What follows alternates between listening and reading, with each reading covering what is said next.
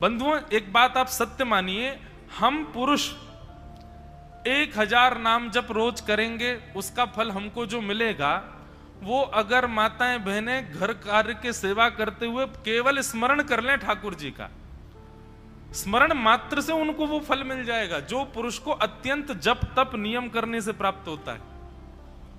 तो इसलिए सबकी सेवा, सबको संभालते हुए तब ठाकुर जी का स्मरण करते हुए भाव पुष्ट करना, यह स्त्री का धर्म होना चाहिए। आप उसको बोझ मत समझिए, वो दायित्व ठाकुर जी ने दिया है आपको, वो संभालना है। आपकी वजह से सृष्टि चल रही है, यदि माताएं बहनें नहीं होती सृष्टि नहीं चल रही होती। तो इसलिए उनको ये दायित्व मिला है कि वो सबको संभालें। तो सबको संभालते हुए आप तो केवल स्मरण करो ठाकुर जी का, स्मरण मात्र से ठाकुर जी प्रसन्न हो जाते हैं। एक सक्कूबाई थी, सक्कूबाई की कथा आती है कि वो बड़े अच्छे भक्त परिवार में जन्मी थी, पर उनका विवाह ऐसे दूषित खानदान में हो गया, ना वहां पर कथा होती थी, ना वहां सत्संग होता था, ना कीर्तन होता था, सब उल्टे सीधे खाने पीने वाले लोग। सक्कूबाई बेचारी चली तो गई ब्याह करके, पर बड़ी दुखी। पर अपने दुख के वजह से, दुख क्या था, केवल यही था कि भजन नहीं है, कीर्तन नहीं है, कथा नहीं है परिवार में। माता पिता और सास ससुर जो भी हैं वो किसी की रुचि नहीं है ठाकुर जी के प्रति, और सक्कूबाई परम भक्त। तो सक्कूबाई अपनी सेवा में लगी रहती, जो उसको काम थे, अपने पति का ध्यान रखना, पूरे परिवार को संभालना, सब करती थी। पर एकांत में बैठ करके ठाकुर जी से खूब रुदन करती थी, आपने ऐसा क्यों किया मेरे साथ? मुझे केवल आपकी कथा सत्संगी तो प्रिय है, और आपने उसी से वंचित कर दिया मुझे। बंधुओं, ठाकुर जी जिससे बहुत ज्यादा प्रेम करते हैं ना, उसी को अपना वियोग देते हैं। ये बात आप लिख लो कहीं पर। जिसको बहुत जल्दी संयोग मिल जाता है ठाकुर जी का, ठाकुर जी के कीर्तन का, ठाकुर जी की कथा का, ठाकुर जी के दर्शन का, ठाकुर जी की तीर्थ यात्रा का, ऐसा नहीं है कि वो ठाकुर जी को प्रिय नहीं है, पर वियोग ये प्रेम का एक स्वरूप है। हम जिससे अत्यंत स्नेह करते हैं, उसके स्नेह को देखने के लिए उसको वियोग देते हैं। जैसे कभी बालक थोड़ा बड़ा हो जाए, माता पिता का प्रेमी हो जाए, तो माता पिता जानबूझ करके उसको कक्ष में अकेला छोड़ के बाहर जाते हैं, देखे तो सही व्याकुल होगा कि नहीं। और उस समय का व्याकुल बालक देखने में माता पिता को सुख लगता है कि देखो हमारे लिए कितना व्याकुल हो गया। ठीक वैसे ही प्रेम का मतलब केवल सदा संग रहना नहीं होता, प्रेम का मतलब वियोग देना भी होता है, और वियोग देना ही होता है। ठाकुर जी देते हैं। सक्कूबाई को वर्षों तक कथा कीर्तन का लाभ नहीं मिला, लेकिन सक्कूबाई ने अपना धर्म नहीं छोड़ा, अपना सब निभाती थी, ठाकुर जी से रोज प्रार्थना करती, शिकायत करती, पता नहीं क्या करेंगे मेरे साथ, आपने क्यों मुझे कथा से वंचित किया। एक दिन उसी नगर में कोई भागवत जी की शोभा यात्रा जा रही थी, सक्कूबाई बर्तन मांज रही थी, और तभी ढोल नगाड़े और सुंदर कीर्तन की ध्वनि सुनाई दी। तो खिड़की से झांक करके देखा तो भागवत जी की शोभा यात्रा जा रही है। देख करके ही उनके तो रों रों पुलकित हो गए, आनंदित हो गई, बोले कि आज तो धन्य होगा, हमारे नगर में कथा हो रही है, मैं कैसे भी चली जाऊं, कथा सुन आऊं, मन बहुत विचलित हो रहा है। कोई बात नहीं, सास से जाके प्रार्थना करूंगी, मान जाएगी। अपनी सास के पास गई और जाकर के कहा, मां, मैं इतने दिन हो गए मैंने कभी कुछ नहीं कहा आपसे, पर आज मैं आपसे कुछ कहना चाहती हूँ। हमारे नगर में कथा हो रही है, बगल में ही, मैंने सारे काम कर दिए, घर के भोजन भी बन गया, सब हो गया, सब जो मेरा दायित्व है सब मैंने संभाल लिया, कोई कार्य रह नहीं गया, जो कार्य है वो सब शाम के हैं, वो मैं आके सब देख लूंगी, पर बीच का ये समय है, इसमें मैं कथा सुनने जाऊं? सक्कूबाई की सास तो सास ही थी, जिसके आने से सांस रुक जाए वो असली सास है।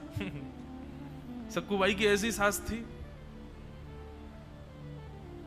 वो तो निष्ठुर होकर के और अपनी छड़ी लेकर, अच्छा क्या कथा वथा सुनना है, कुछ नहीं करना, जाओ चलो आराम कर लो, काम हो गए तो, लेकिन ये सब कथा वथा कुछ नहीं सुननी है। ऐसा कह के डांट दिया, सक्कूबाई बेचारी चली गई, फिर रोती रही, और एकांत में जाके आज तो इतना रोई, ठाकुर जी को इतना डांटा, इतना सुनाया। बोले आपसे धन संपत्ति थोड़ी मांग रही हूं, आपसे कुछ और थोड़ी मांग रही हूं, कोई सुख समृद्धि मांग रही हूं, आपसे केवल आपकी कथा मांग रही हूं नाथ, वो नहीं दे सकते आप? क्यों कर रहे हैं इतना मेरे साथ? और मुझे तो ऐसा लगता है कि 7 दिन में अगर इनकी कथा में मैं नहीं पहुंची, मेरे प्राण निकल जाएंगे और आप जिम्मेवार होंगे मेरे प्राणों के निकलने के। मैंने कोई शिकायत आपसे और किसी वस्तु की नहीं की, केवल आपका लीला सुनना चाहती हूं।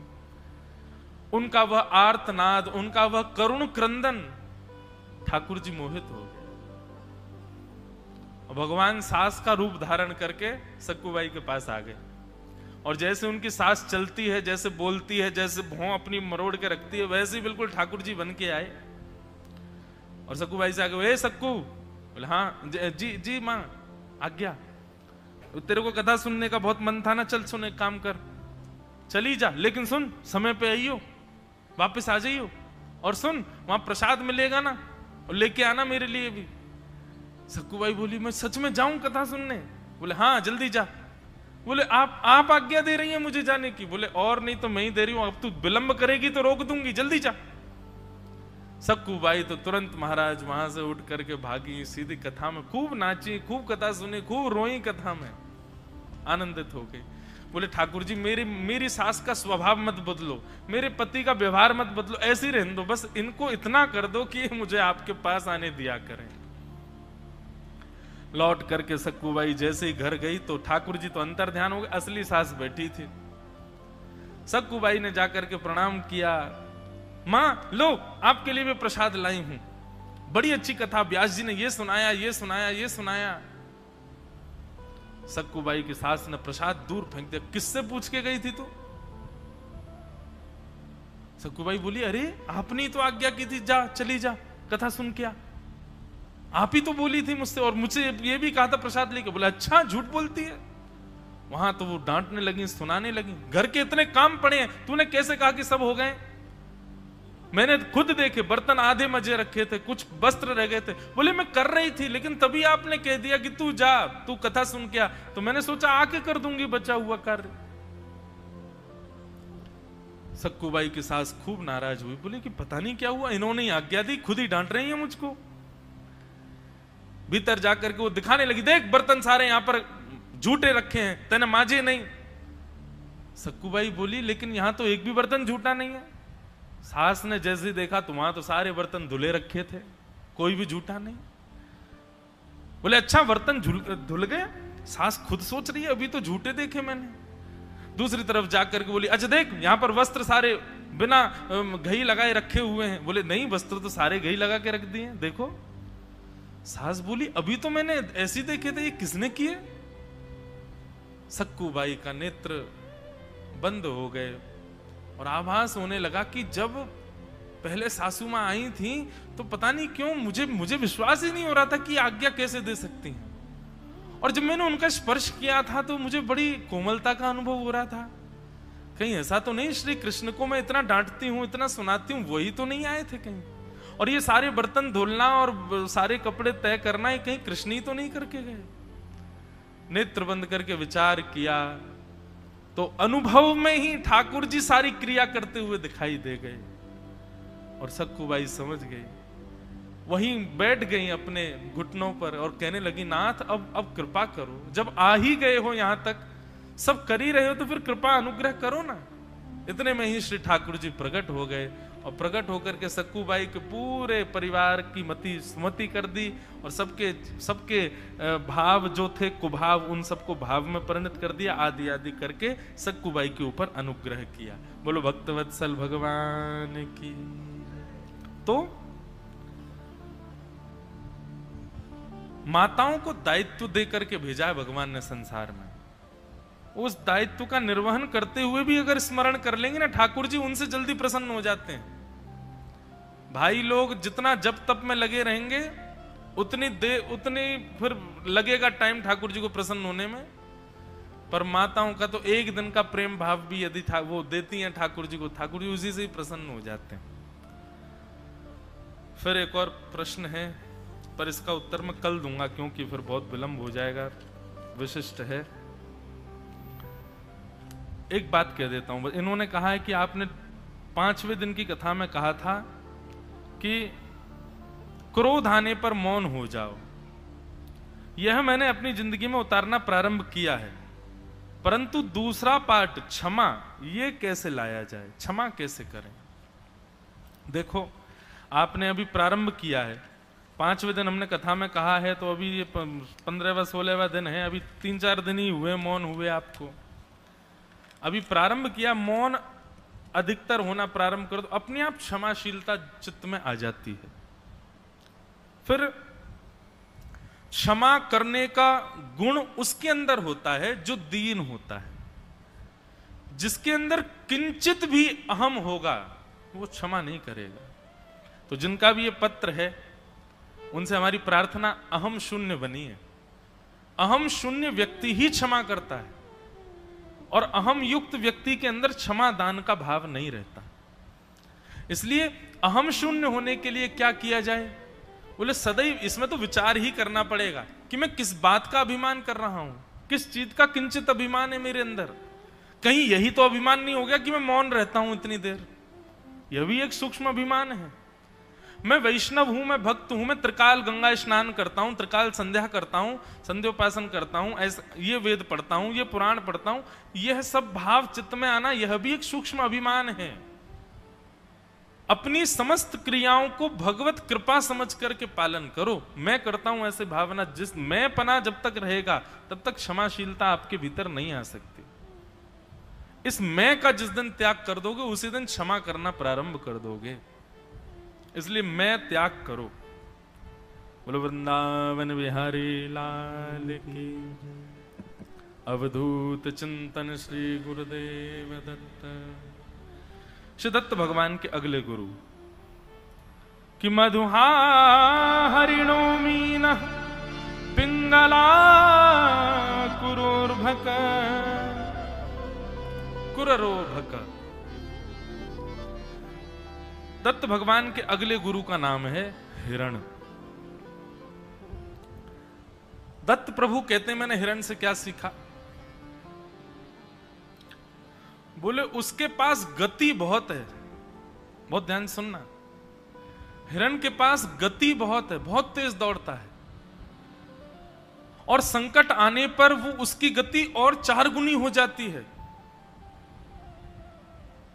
पर वह अपने कान का इतना कच्चा होता है। एक दिन मैंने कथा में बताया था ना, वो श्लोक पंडित जी ने लाके मंच पे दिया था, उसमें 5 उनके बारे में, कुरंग मातंग पतंग भृंग मीना हता पंच भिरेव पंच नहर प्रमादी सकथे न हन्यते ये सेवते पंच भिरेव पंच। तो वहां पर हिरण का नाम भी आता है। हिरण के पास गति होती है, हिरण के पास उसकी गति और दुगनी हो जाती है जब उसके ऊपर आक्रमणकारी कोई जानवर आता है। परंतु वह हिरण अपने कान का कच्चा होता है। कैसे कच्चा होता है? यदि उसको मधुर संगीत सुना दिया जाए, उसको मधुर स्वर सुना दिया जाए, तो वह गति होने के बाद भी खिंचा चला जाता है उस ध्वनि की ओर। और उस ध्वनि करने वाले व्यक्ति के मन में तो भाव है उसको उसका हरण करना, उस हिरण को बंदी बना करके उसको ले जाना, शिकार करना। परंतु वह इस बात को समझ नहीं पाता, और गति होने के बाद भी एक शरेरा उसका स्वरूप होता है। बहुत पतला दुबला होता है हिरण, कहीं से भी भाग सकता है, कहीं भी कूद जाता है, नदियां भी पार कर जाता है, इतनी तेज छलांग होती है उसकी। लेकिन इतने सब गुणों से युक्त होने के बाद भी वो अपने कान का कच्चा होता है और उस स्वर के प्रति अधीन हो जाता है, और इतना अधीन, इतना तल्लीन हो जाता है उस स्वर के प्रति कि वह शिकारी उसको बंदी बना लेता है, और उसके बाद भी वो अपनी गति का प्रयोग नहीं कर पाता। तो मैंने यहां पर यह सीखा कि व्यक्ति को सर्वगुण प्राप्त हैं, गति प्राप्त है, शरीर स्वरूप सब कुछ उसका बढ़िया है, परंतु वह अपने कानों को योग्य सुनने वाले भाव नहीं प्रदान करता है, तो उसकी गति हिरण जैसी हो जाती है। कानों को सुनने के लिए सद्भाव केवल और केवल हरि चर्चा है। बंधुओं, कानों के पास भी संग्रह और निवृत्ति के भाव होते हैं। संग्रह और त्याग का गुण कानों में भी होता है। जो योग्य वस्तु लगती है उसको कान सुन करके कभी नहीं भूलते, संग्रह कर लेते हैं। और जिसको आप अयोग्य मानते हो, जो आपको अच्छी नहीं लगते बात, कान उसको सुनकर के भी विस्मृत कर देते हैं, त्याग कर देते हैं। कानों के पास एक गुण होता है। लेकिन आपको एक बात बताएं, मानव शरीर में सबसे अच्छी इंद्रिय यदि कोई है तो वो कान है। क्यों? इनके अलावा जितनी भी इंद्रियां हैं वो सब प्रदान करती हैं, आदान नहीं करती। आदान प्रदान दोनों की स्थिति सबकी होती है। मतलब जितनी भी इंद्रियां हैं हमारे शरीर में, उनमें आदान और प्रदान दोनों की स्थिति होती है। एकमात्र कान ऐसे हैं जो केवल आदान करते हैं, ग्रहण करते हैं, प्रदान कुछ नहीं करते। इसलिए कान श्रेष्ठ है। इसलिए भगवान की कथा के लिए कानों को चुना गया। बात समझ रहे हैं ना? बाकी सारी इंद्रियां देती भी हैं और लेती भी हैं, पर कानों का एक ही गुण है, वो केवल लेना जानते हैं, वो देते कुछ नहीं। लेकिन कान जब लेते हैं तभी सारी इंद्रियां देती हैं। मुख को कुछ देना है, बुद्धि को कुछ देना है, हाथों को कुछ देना है, वो तभी देंगे जब कान श्रवण करेंगे। इसलिए श्रवणेंद्रिय बड़ी विशिष्ट होती है। इन श्रवणेंद्रियों के पास एक ही लक्षण है कि ये ग्रहण करना जानती हैं। इसलिए इनको केवल और केवल हरि चर्चा में ही तल्लीन रखो, हरि चर्चा के ही योग्य बनाओ। अन्य चर्चाओं के प्रति आकर्षित हो गए तो गति होने के बाद भी, योग्य होने के बाद भी, सर्वसमर्थ होने के बाद भी आप अपने नाश से बच नहीं पाओगे। जैसे हिरण, ये मैंने हिरण से सीखा।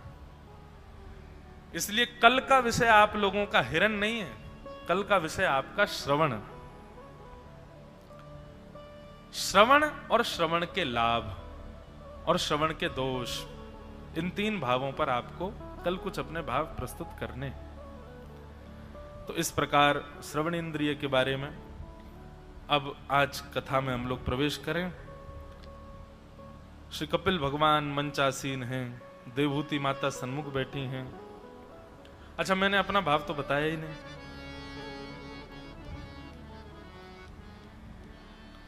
सदैव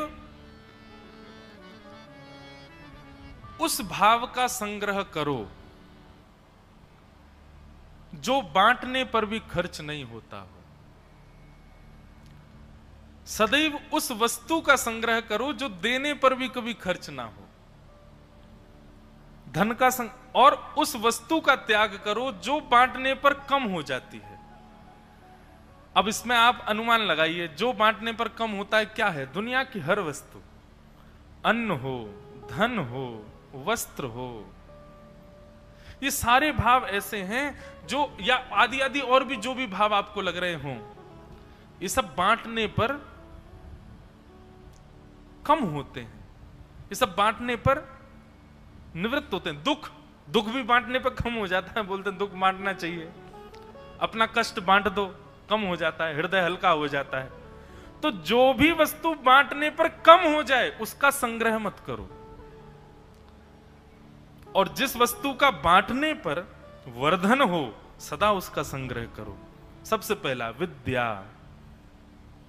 बांटने पर खर्च भी नहीं होती। विद्या धनम सर्वधनम प्रधानम, बांटने पर कभी खर्च नहीं होती और बढ़ती है। प्रेम बांटने पर कभी खर्च नहीं होता, सदैव बढ़ता है। दया बांटने पर कभी खर्च नहीं होती लेकिन बढ़ती है।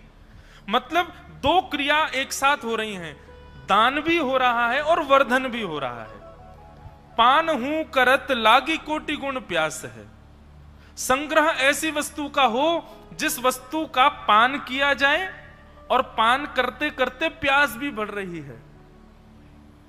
तो ऐसी वस्तु क्या है? ज्ञान, विद्या, प्रेम, दया, भक्ति, और लगाते जाओ, ज्ञान। ये सब वो भाव हैं जो सदा देने पर खर्च भी नहीं होते और सदा उदयमान रहते हैं, वर्धमान रहते हैं। इसलिए संग्रह सदैव उन भावों का करो। तो ये हमारा भाव था। आप सबके भाव पढ़ के ही हमको प्रेरणा मिलती है, हमारे अपने तो कोई भाव होते नहीं है। तो यह संग्रह के विषय में सीखा। अब चलिए आज के कथा क्रम में हम आप सब लोग प्रवेश करें। सुंदर कपिल भगवान देवहूति माता को सुंदर प्रसंग सुना रहे हैं।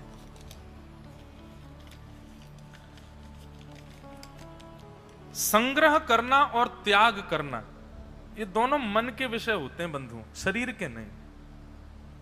यह बात भी ध्यान रखिए।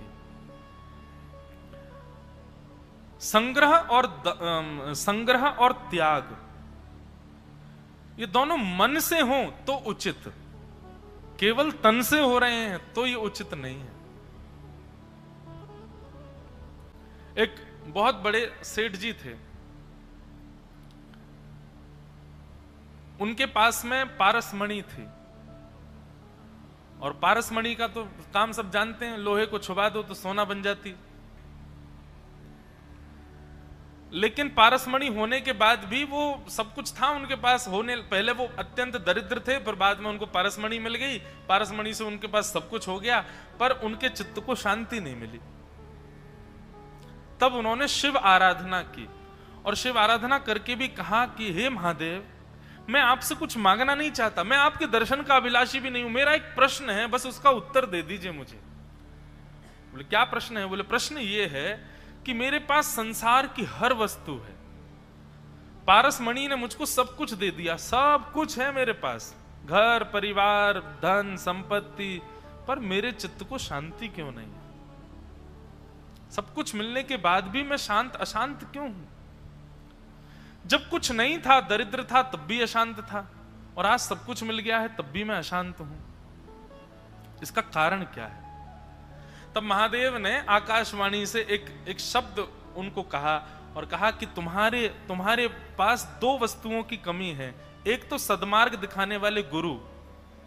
क्यों? क्योंकि तुम मणि पाकर के अब तुम राजा की तरह रहते हो, तुम्हारे ऊपर किसी का अधिकार नहीं है। और यह बात सदैव याद रखना, जब तक आपके ऊपर कोई नहीं होगा, आप स्वच्छंद हो जाओगे तो निश्चित है अपना नाश स्वयं करोगे। इसलिए सदैव कोई ना कोई आपके ऊपर होना चाहिए जो आपको भी रोके, आपके ऊपर भी अतिक्रमण रखे अपना।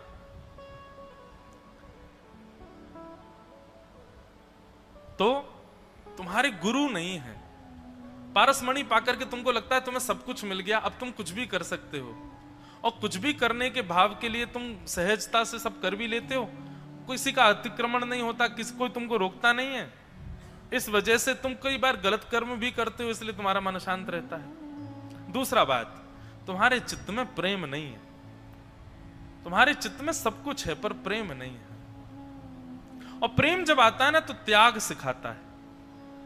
गुरु जब जीवन में आएंगे तो वो प्रेम सिखाएंगे, इसलिए तुम सदगुरु ढूंढो अपना। सदगुरु जीवन में आ जाएंगे तो तुम्हारा चित्त शांत हो जाएगा। महादेव ने आज्ञा कर दी। उसने पूछा, बोले महाराज सदगुरु कहां मिलेंगे? बोले सदगुरु की एक ही पहचान समझो, किसी दिव्य भूमि पर जाओ, दिव्य तीर्थ में जाओ, दिव्य स्थान पर जाओ, और अपनी मणि किसी को प्रदान करने की भावना रखना कि मैं अपनी मणि दान करना चाहता हूं।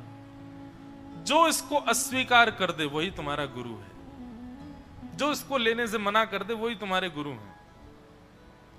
वो व्यक्ति निकल पड़ा महाराज, और संभवतः वो वृंदावन ही आ गया, और वृंदावन में उसने जितने भी आचार्य थे सबको मणि देने का प्रयास किया, सबके चरणों में मणि अर्पित की। अब तो मणि देख करके तो महाराज उसके लिए खीर बनाई जा रही है, पूड़ियां बनवा में 56। अरे आओ आओ बैठो सेठ जी, बैठ बिराजो, आप कहाँ जा रहे हो, यहीं रहो, सब बढ़िया इनकी व्यवस्था करो भैया। हाँ तो मणि कब नाम करोगे हमारे? जैसे ये लोभ वृत्ति उनकी दिखाई देती, वो समझ जाती है गुरु नहीं है। सब जगह भ्रमण करते करते उन्होंने सब जगह लोभ देखा। तभी एक दिन वे निधिवन राज पहुंचे, और वहां पर स्वामी श्री हरदास जी का उनको दर्शन हुआ, जिन्होंने श्री बिहारी जी को प्रकट किया। और स्वामी श्री हरदास जी महाराज के चरणों में जाकर के वंदन किया। वंदन करते हुए उस मणि को अर्पित किया, और मणि को देखते ही स्वामी जी बोले, भैया जे कहा दे रहा हूं मैं। बोले स्वामी जी आपकी सेवा, बिहारी जी की सेवा के लिए कुछ सेवा का भाव है, आप स्वीकार करो। बोले जितनी जल्दी तेने अपनी जेब ते निकाल के जे नीचे धरी है ना, उतनी जल्दी याकू वापस जेब में धर ले अपनी, और मुंह को दिखाइयो भी मत। अरे तू कहा पारस मणि दिखावे, मेरे पास तो त्रिलोक की मणि बैठी है, साक्षात बिहारी जी बैठे हैं, इनके आगे कौन सी मणि मांगू मैं तोते? अरे मोह मत दिखावे, ले जा याकू। आहा, स्वामी जी के भाव सुनते ही वो तो समझ गया, बोलो हो गुरुदेव मिल गए मुझे, मेरे गुरु प्राप्त हो गए, यही मेरे गुरु हैं, यही मेरे सर्वस्व।